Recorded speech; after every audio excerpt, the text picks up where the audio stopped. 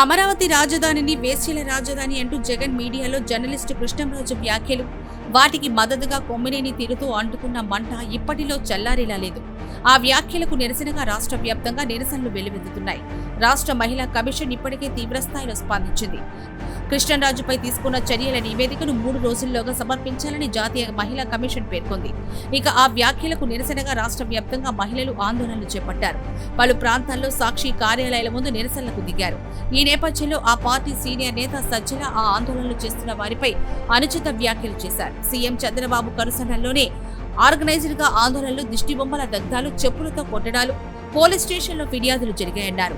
ఏడాది పాలనలో వైఫల్యాల నుంచి ప్రజల దృష్టిని మళ్లించేందుకు చివరికి టీవీ డిబేట్లోని వ్యాఖ్యలను కూడా వివాదాస్పదంగా మార్చడం ఒక్క చంద్రబాబుకి చెల్లుతుందన్నారు. అంతేకాకుండా ఆందోళనలు చేస్తున్న మహిళలను పిశాచులు, రాక్షసులు, సంకర జాతి అంటూ అనుచిత వ్యాఖ్యలు చేశారు.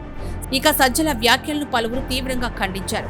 ఎమ్మెల్యే కోటంరెడ్డి శ్రీధర్ రెడ్డి సజ్జలు రాజకీయ పీపీలకంగా అభివర్ణించారు.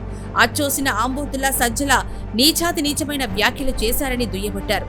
మహిళలపై అనుచిత వ్యాఖ్యలు చేసిన సజ్జలను రాష్ట్ర బహిష్కరణ చేయాలని డిమాండ్ చేశారు. సజ్జల జగన్ గుమాస్తా అన్న కోటంరెడ్డి శ్రీధర్ రెడ్డి ఆయన రాష్ట్ర రాజకీయాలతో ప్రజలతో సంబంధం లేని బంట్రోతు అంటూ రాజకీయ విమర్శలు చేసే అర్హత సజ్జలకు లేదని పేర్కొన్నారు.